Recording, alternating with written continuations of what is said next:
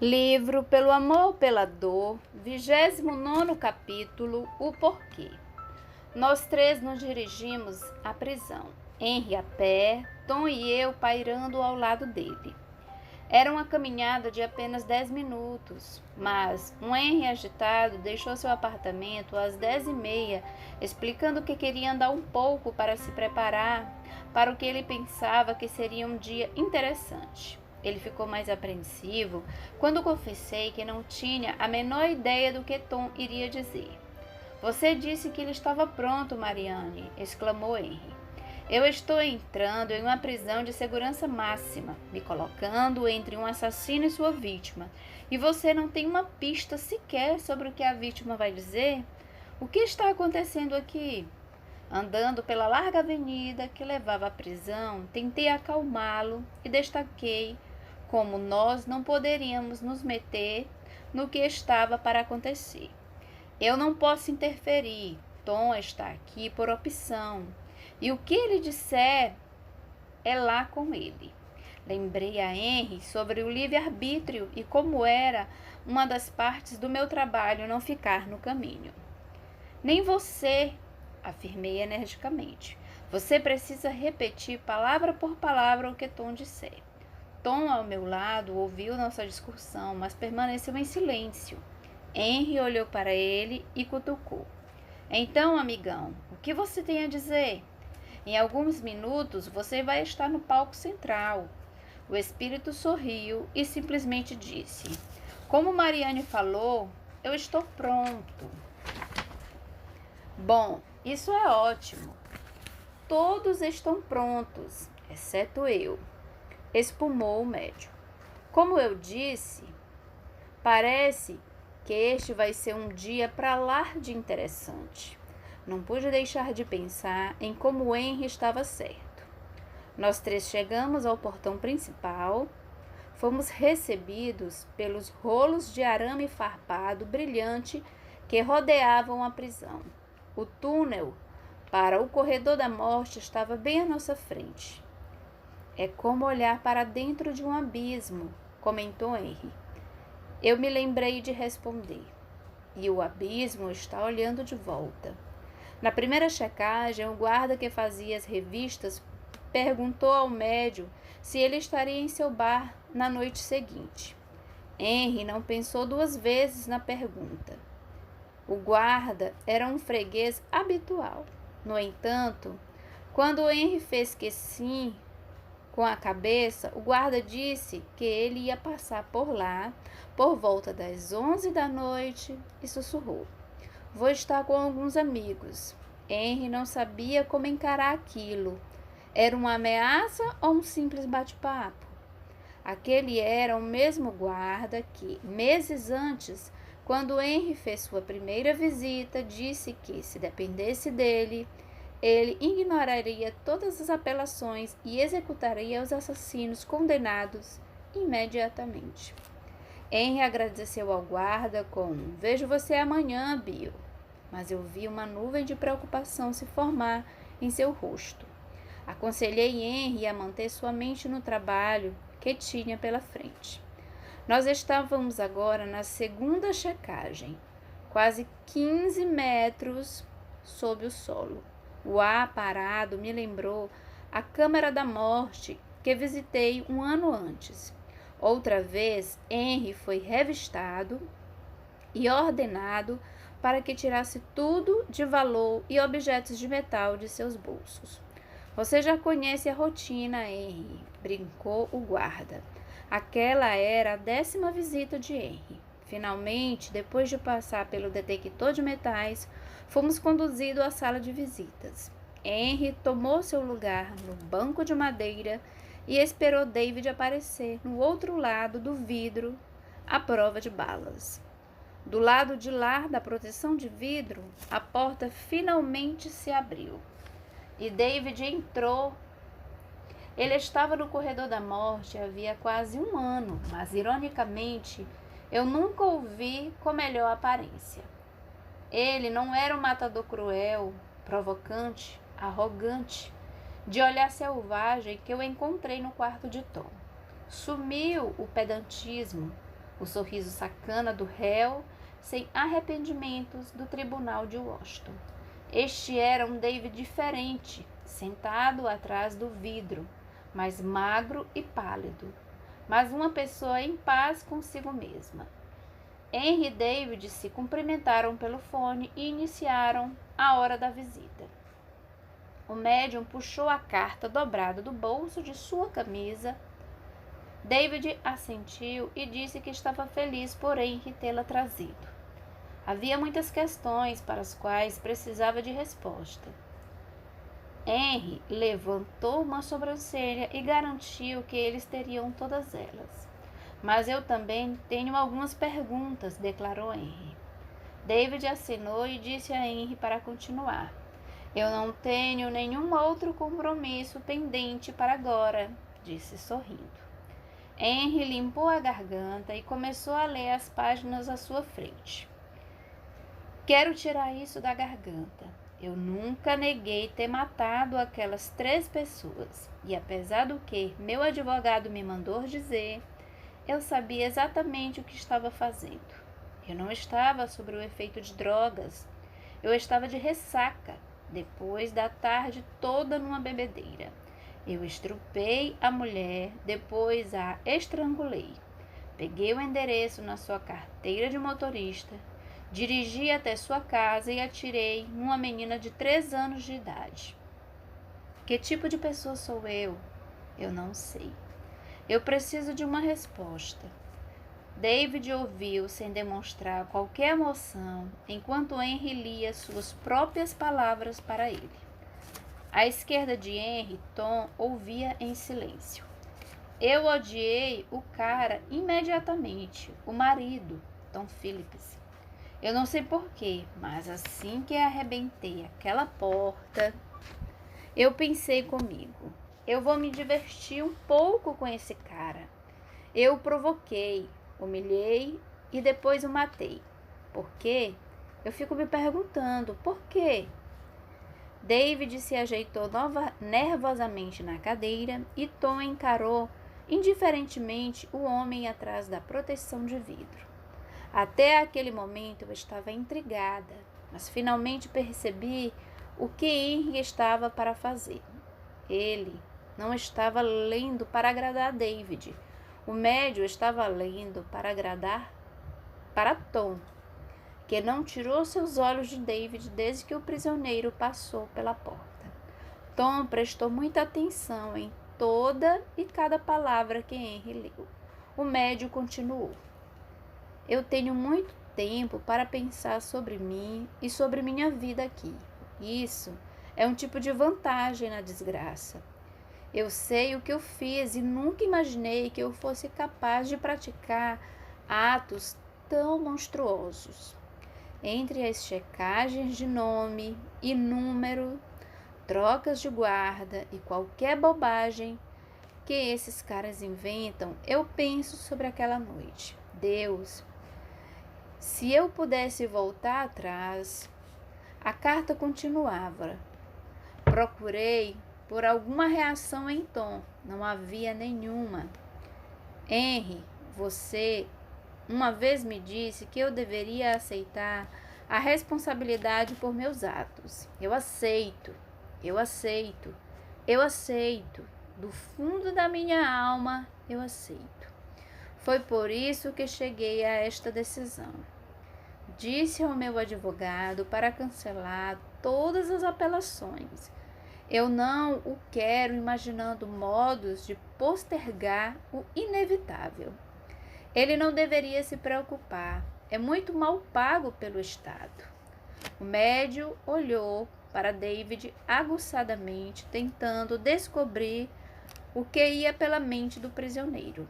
Você contou ao advogado sobre isso? Questionou Henry. Por carta, foi a resposta curta de David.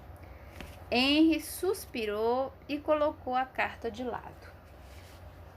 Eu tenho uma pergunta, disse calmamente. Por que está desistindo de suas apelações? Você está tão desesperado, solitário e aterrorizado que prefere a morte a outros 5 ou 6 anos Dentro daquele cubo de concreto, Henry informou que tinha ouvido histórias sobre prisioneiros na beira do desespero e loucura que desistiram de suas apelações, escolhendo a morte ao invés de sequer um dia mais nas entranhas de Terrell. Isso era verdade? Nos últimos 5 anos, 15 condenados abandonaram seus direitos legais e se apresentaram como voluntários para execução, para não viver mais um ano naquele cotidiano escuro, sem sol e sombrio no corredor da morte do Texas. O médium, afagando seu queixo e concentrado em David, disse em voz baixa: se este for o caso, é suicídio. Você estaria terminando voluntariamente sua vida e, meu amigo, se você acha que tem um karma agora, você não tem ideia do que o suicídio traz. Tom prestou muita atenção à resposta de David, assim como eu. E David, sem tirar seus olhos de Henry, calmamente falou sua resposta no fone. Henry, eu não quero morrer e tenho medo de viver outros 5 ou 10 anos no corredor, enquanto alguns advogados levam o meu caso de tribunal em tribunal. Eu devo admitir, isto não é vida. Isto não é e nem mesmo existência. O estado do Texas está me deixando em um armazém subterrâneo até que seja a hora de injetar um coquetel de veneno nas minhas veias. David fez uma pausa e olhou em volta, no seu estreito cubículo. Seus dedos tremeram levemente enquanto ele procurava por suas palavras. Você não tem ideia de como isso é. Sem sol, sem ar fresco. Eu não vejo a cor do céu há 1 ano. Mas, Henry, você disse uma coisa que fica se repetindo o tempo todo na minha cabeça. Você disse: se sua mãe e sua tia vivem, então é assim com todos nós. É assim com Tom Phillips, sua esposa e filha. Henry, eu quero assumir a responsabilidade pelo que fiz. David puxou o fone mais perto de sua boca e sussurrou suas próximas frases. Eu não estou me enganando ao acreditar que vou para um lugar melhor. Eu sei que a morte não é uma fuga. Então, a resposta para a sua pergunta é não. Minhas intenções não são de fugir do inferno em que vivo. Eu quero enfrentar a mim mesmo. Henry olhou para a sua esquerda, onde estava Tom. Nem Henry, nem eu podíamos adivinhar o que ele iria dizer. Sua aura não mudou desde que chegamos. Ele estava calmo, controlado e sem expressão. Acho que, de certa forma, ele era como David. Esse espírito já tinha decidido o que ia dizer e ninguém iria convencê-lo a mudar de ideia. David esperou que Henry dissesse alguma coisa. Ele viu Henry olhar para a sua esquerda, depois para a sua direita, onde eu estava. Claro, David não viu o que Henry viu, mas David estava acostumado com Henry e sabia que alguma coisa estava por vir. O médium estudou o rosto de David demoradamente. Ele, como eu, viu as mudanças naquele homem. Mais uma vez, ele se voltou para Tom e de novo para David. O médium olhou para o fone em sua mão e sacudiu a cabeça. Por um segundo, eu achei que Henry iria pôr o fone no gancho e ir embora. Ao invés disso, ele levantou seus olhos para David e disse, suavemente: eu tenho aqui alguém que quer falar com você. Ele me acordou às 4:30 desta manhã, dizendo que queria responder às suas perguntas. Eu sei quem ele é, David.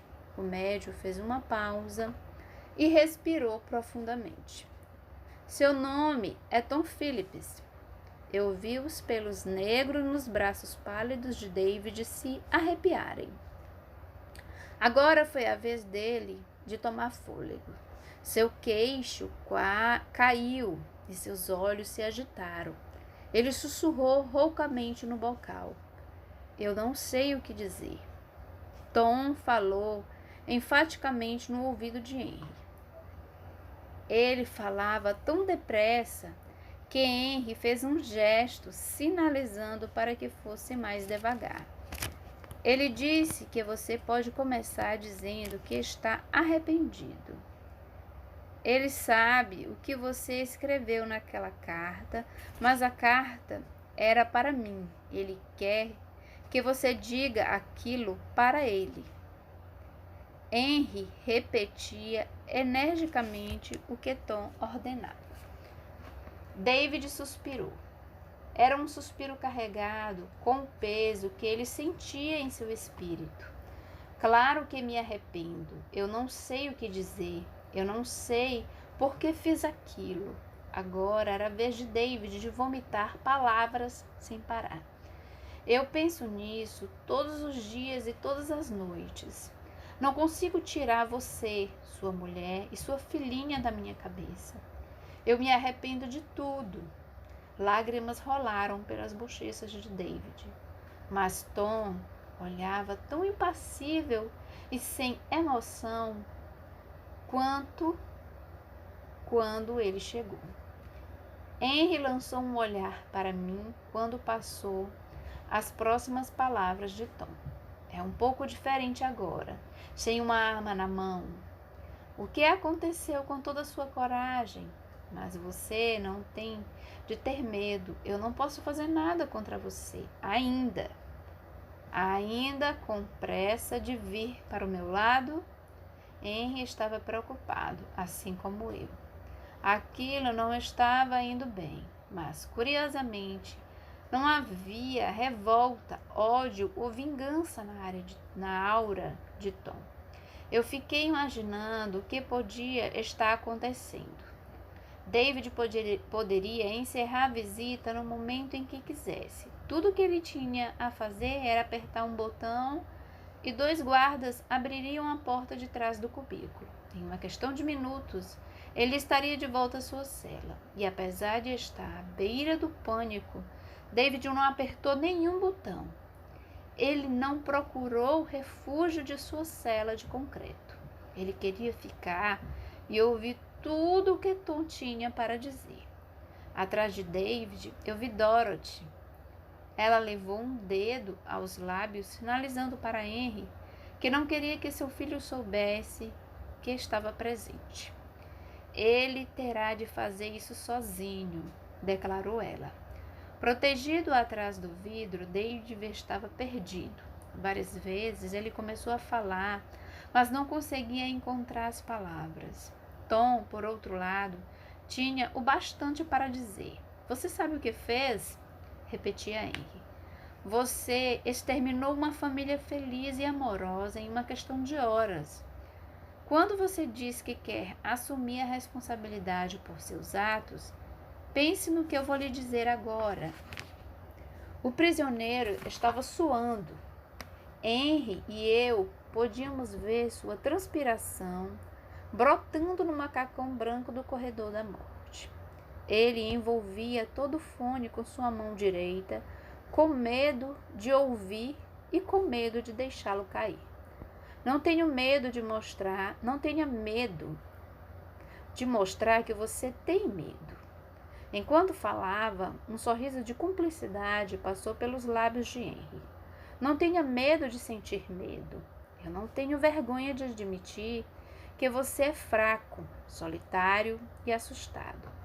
Se você fizer isso, não vai se sentir impotente outra vez.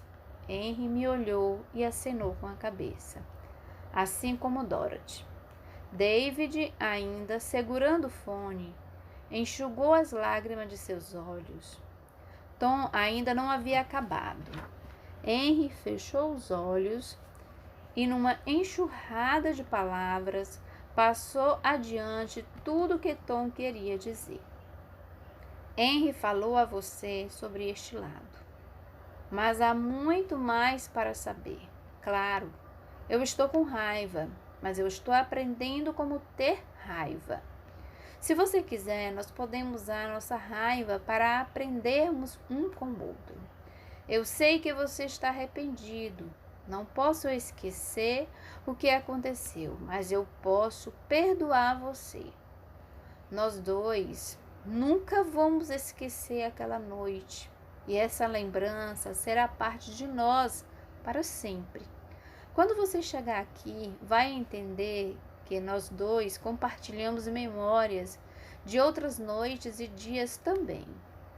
David pediu a Henry se ele podia perguntar como Elizabeth e Jéssica estavam.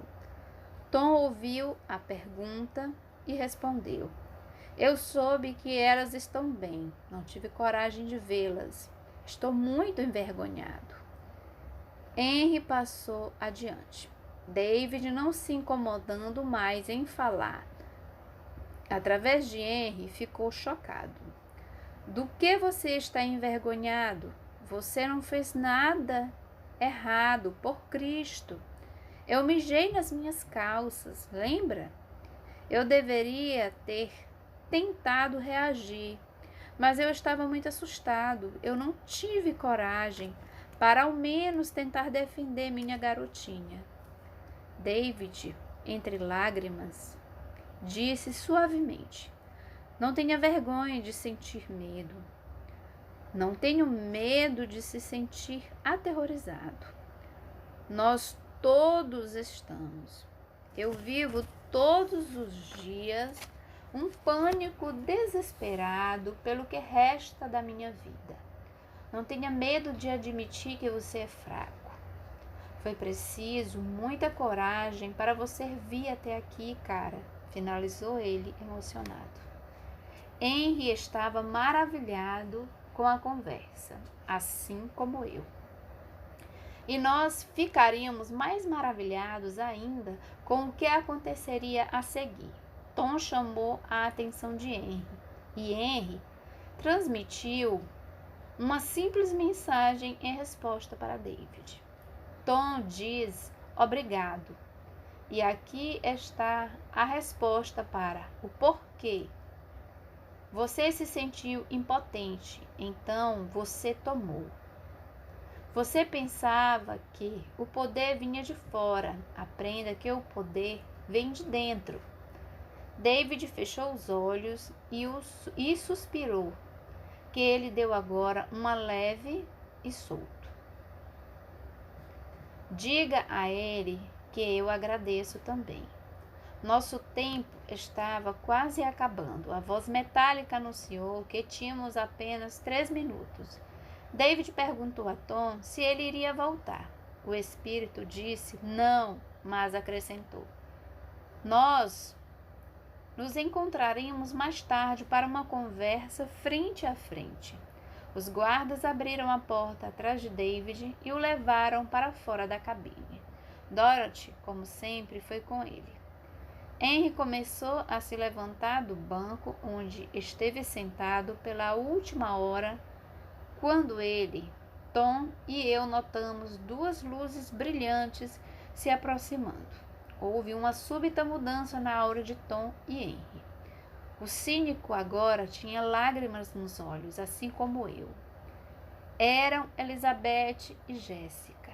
Tom tinha se livrado de sua humilhação e agora estava pronto para o amor, bondade e compreensão que teria delas.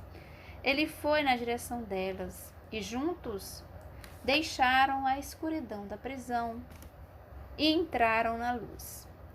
Henry não disse uma palavra enquanto saímos de térreo, mas assim que estávamos do lado de fora, ele se virou e disse: Eu estava certo, não estava? Respondi dizendo que não tinha a menor ideia do que ele estava falando.